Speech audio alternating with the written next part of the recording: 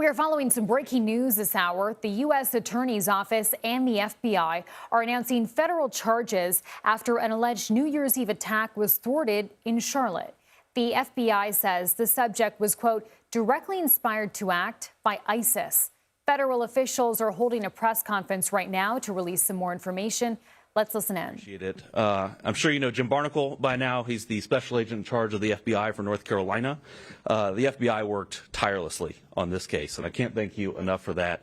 FBI agents spent their Christmas Day surveilling a subject so that families in Charlotte and Mint Hill and Western North Carolina could spend their day celebrating with their families, and I'm very thankful for that. That is true public service. If you see a police officer or an FBI agent, please thank them for spending their holidays on this so that we all could spend our holidays with our families. I also want to thank the prosecutors in my office who also worked over the holidays getting a search warrant and an arrest warrant and making sure that the public was safe and that this terrorist attack was foiled. The defendant here is an 18-year-old named Christian Sturdivant. He has been planning this attack for about a year, but he's been planning an attack for far longer than that. He was planning this attack in support of ISIS, and we have charged him with attempting to provide material support to a foreign terrorist organization, that organization being, of course, ISIS. Now, this is still very much an active investigation. We had to act quickly here to protect the public. So we are light on details, but we'll tell you as much as we can. And Mr. Barnacle will probably tell you more than I will about those charges, but I thought I would give you an overview of what's in the federal complaint and the charges that we charged. So Mr. Sturdivant started on the Internet. He started reading ISIS material, started going to ISIS websites, making TikTok videos, and eventually reached out to what he thought was a member of ISIS. In reality, was an undercover agent with NYPD in New York. He pledged his allegiance to ISIS with that undercover agent, and he disclosed his plans to, quote, do jihad soon. He then met a second undercover with the FBI, who he also thought was an ISIS participant, and he started to be very specific with his plans. He talked with that undercover agent, again, who he thought was ISIS. He talked about where he was planning to do this attack, which was at a grocery store and a fast food restaurant in Mint Hill, places that we go every day and don't think that we may be harmed. He talked about what means he would use to kill innocent people. He said he was going to wear a Kevlar vest and attack people with knives and hammers. And, of course, he talked about when he was going to carry out this attack, which was New Year's Eve, a time when American life is on full display, right? We're all out there in crowds celebrating all that has happened this year, all that is to come, that we are so proud of. And that is when he planned his attack to attack that American way of life. The FBI executed a search warrant at his home, and they found the instrumentalities of the attack. They found hammers and knives hidden under his bed. They found notes where he planned his attack and detailed his attack and plans for how he was going to carry out this attack. It was a very well-planned, thoughtful attack that he had planned and that was fortunately foiled here. He was preparing for jihad, and innocent people were going to die. And we were very, very fortunate they did not. But the fact that along the way, in this extensive planning of this attack, he encountered not one, but two undercover officers should make the public feel very, very good and very safe. Because law enforcement is out there every day, and we know they have a lot to do. But they have people out there making sure that as people plan these terrorist attacks, they have stops so they find it. And they did find it here. And on Christmas, while we were all opening presents, they were sitting in a driveway making sure that the public was safe. And we're very, very appreciative of that. Mr. Sturdivant was arrested on New Year's Eve, the day he planned his attack. Of course, it did not become public today. It has been under seal until today. He made his initial appearance in federal court this morning, about an hour ago, and this case is now moving through the judicial process. So he will have a preliminary hearing after that and a detention hearing, and of course we will seek that he remain detained, but that's up to a federal judge on that issue. He faces a statutory maximum sentence of 20 years. But as I always tell you, every individual defendant gets a sentencing hearing where a judge takes into account a host of factors under the United States sentencing guidelines. They look at that individual defendant. The judge, he or she, looks at that individual defendant and makes a decision on sentencing. So we don't know what the ultimate sentence will be here. Originally, I think it is notable, as part of their efforts, the FBI took Mr. Sturdivant to a state magistrate judge to try to have him involuntarily committed. And that was because he had threatened not only other people's lives, but in the process said that he planned to die by a policeman shooting him. So he had threatened other people's lives and self-harm, but the state magistrate judge denied involuntary commitment. Fortunately, the FBI did not give up then and continued to build a federal case and get the evidence they needed to charge him and detain him and keep everyone safe on New Year's Eve. And I'm very, very thankful for that because countless lives were saved here. On New Year's Eve, everyone is at the grocery store. We're all buying the things we need to celebrate, and we could have had a significant loss of life and significant injury here. So we will be here at the federal level dedicated to making sure the public is safe like we were in this case.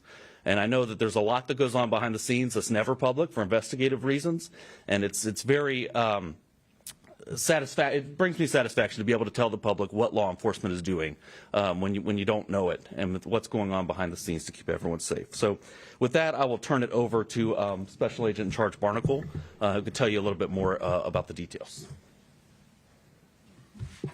Thank you, Mr. Ferguson, and thank you, Chief Hatley from the Mint Hill Police Department for your partnership in this investigation. My name is James Barnacle. I am the Special Agent in Charge of the FBI here in North Carolina. Christian Sturdivant pledged his loyalty to ISIS and committed himself to killing Americans on New Year's Eve. This investigation unfolded quickly. From the moment the FBI was notified of a potential threat of a terrorist-inspired attack in North Carolina, we went all hands on deck. We assessed the credibility of the threat.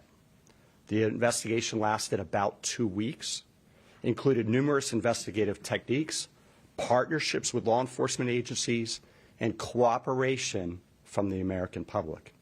This Christmas, the FBI and our partners worked to protect the American people.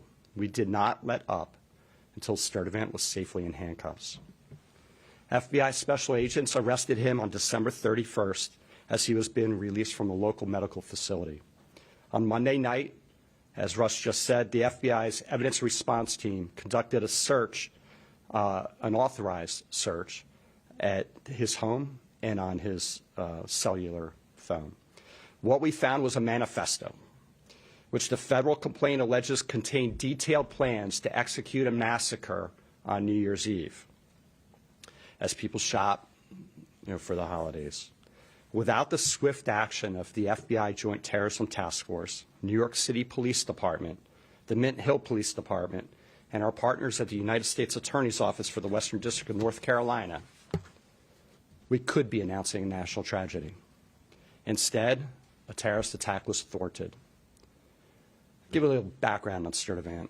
He's a U.S. citizen. He turned 18 in December of 2025. The JTTF collected evidence showing he turned his back on his country and his fellow citizens by pledging allegiance to ISIS with the intent of becoming a martyr. We allege Sturdivant was willing to sacrifice himself by committing a terrorist attack using knives and a hammer to support the murder, torture, and extreme violence that ISIS represents. We didn't just learn about him a few weeks ago. Sturdivant first came to the FBI's radar in January of 2022 when he was still a juvenile. He was in contact via social media with an unidentified ISIS member overseas. Sturdivant received direction from this unidentified ISIS member to dress in all black, knock on people's doors, and attack them with a hammer. In fact, Sturdivant did dress in all black. He left his house with a hammer, and fortunately, his family stepped in.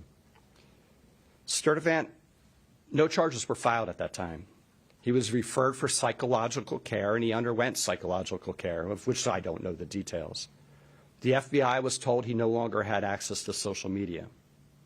On December 18th, a week prior to Christmas, the Charlotte field office learned it wasn't true, that he was now back on social media.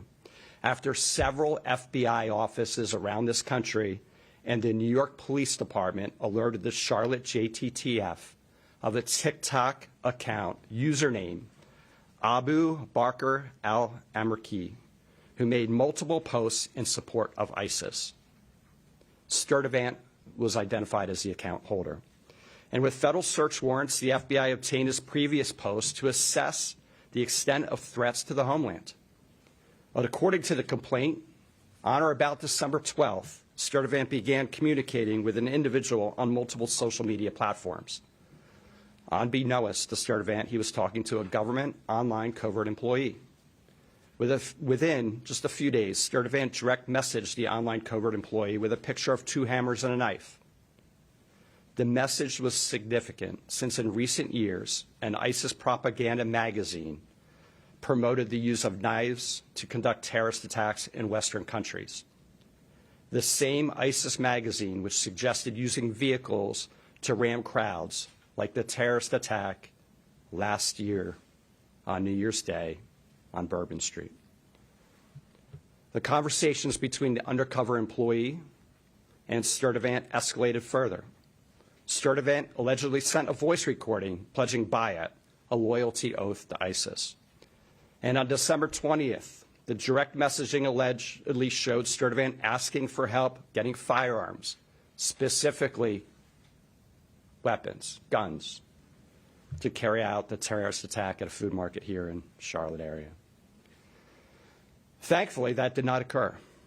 This investigation was conducted by several FBI field offices, the FBI Joint Terrorism Task Force, which includes the following members: the Charlotte-Mecklenburg Police Department, the Matthews Police Department, the Monroe Police Department, the Bureau of Alcohol, Tobacco, Firearms, and Explosives, the United States Customs and Border Protection, the Federal Air Marshal Service, Homeland Security Investigations, Internal Revenue Service, IRS-CI, the United States Postal Inspection Service, U.S. Citizenship and Immigration Services, also the NYPD, the FBI New York JTTF, the FBI Columbia Division, and the Mint Hill Police Department were instrumental in thwarting this attack.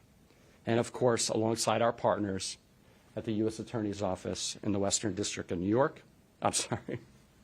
Carolina, and the Department of Justice.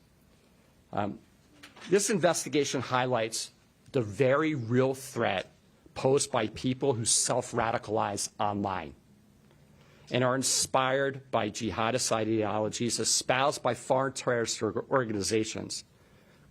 They seek to attack soft targets with easily accessible weapons and with little to no warning. To further complicate this threat, we have seen that most successful attackers radicalize in a time span of between 1 and 4 years, and they typically mobilize to act in less than 3 months. The FBI continues to work tirelessly to combat the threats of terrorism for the American people every day. But our partnerships are not limited to just law enforcement agencies. We rely on the communities we serve and encourage the public to contact law enforcement when they see or hear something that doesn't seem right. I also have this personal message. If your child, relative, friend, or neighbor is sliding into a dangerous ideology, you'll be the first to see it. And together we can stop it. The threats we face are bigger than any one law enforcement or intelligence agency, requiring everyone who hears this message to work together to keep people safe. I want to thank the members of the Joint Terrorism Task Force that sit over here today for their diligent effort. We spoke, I can't tell you the number of hours, and this is not an attaboy to the FBI or our partners. They worked nonstop for about 14 days, 24/7, digging through everything we had and keeping surveillance on. All right, if you're just joining us now, we've been listening in live to federal investigators now saying that they've identified 18-year-old Christian Sturdivant as the suspect in this case of this potential terror attack. They're saying this hour they accuse him of planning an attack at a grocery store and fast food restaurant in North Carolina on New Year's Eve. For more on this, I want to bring in CBS News Justice correspondent Scott MacFarlane, standing by and listening in also from our Washington bureau. Scott, a lot of details coming out this hour. Officials sharing some information about what this attack could have looked like. They're calling it today well-planned and thoughtful. So walk us through what we know about the suspect in this case and the attack that could have happened. Couple really striking things from the news conference just now, Chanel, that jumped out at me. This is an 18-year-old, just turned 18, accused of a rather elaborate plot at a grocery store or a fast food venue in the Charlotte, North Carolina area on New Year's Eve, at a moment when a lot of people are out getting fast food or at the grocery store. That this was somehow either inspired by ISIS or directed by an ISIS playbook. And Christian Sturdivant, who you see there, according to the news conference just now, has been on the radar of federal authorities since he was 14 years old. 14 years old, making posts on social media that indicated he was becoming or was already loyal to ISIS and looking to engage in attacks. The suspected weaponry here is what the FBI just characterized as easy to get. Hammers and knives, no background check needed, and the soft target of a grocery store stands out as a place where you can get through without going through a screening.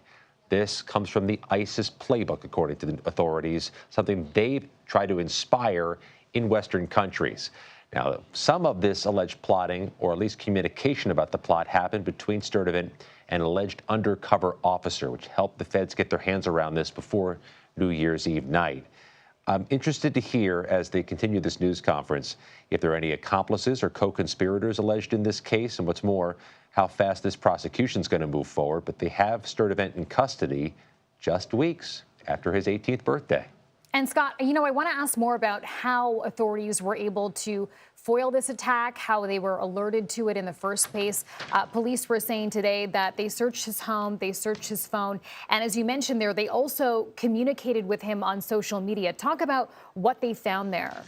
This is pretty traditional of how some of these cases are uncovered. It was a police representative or a police investigator in New York City who saw things on TikTok that raised a red flag. And that police employee or that police investigator raised a red flag too, and it got to the attention of the feds. The TikTok chatter that was going on, allegedly by Sturdivant in early December, was about potentially carrying out attack or statements in support of ISIS on TikTok. So police in New York picked up on it, and then it gets to the FBI in Charlotte, and it goes from there.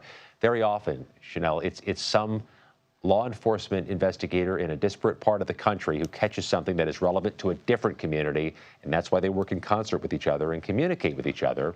This is now literally a federal case. All right, Scott MacFarlane, thank you so much. We appreciate this. And stay with us. We have much more breaking news coming up after the break. Stay with us.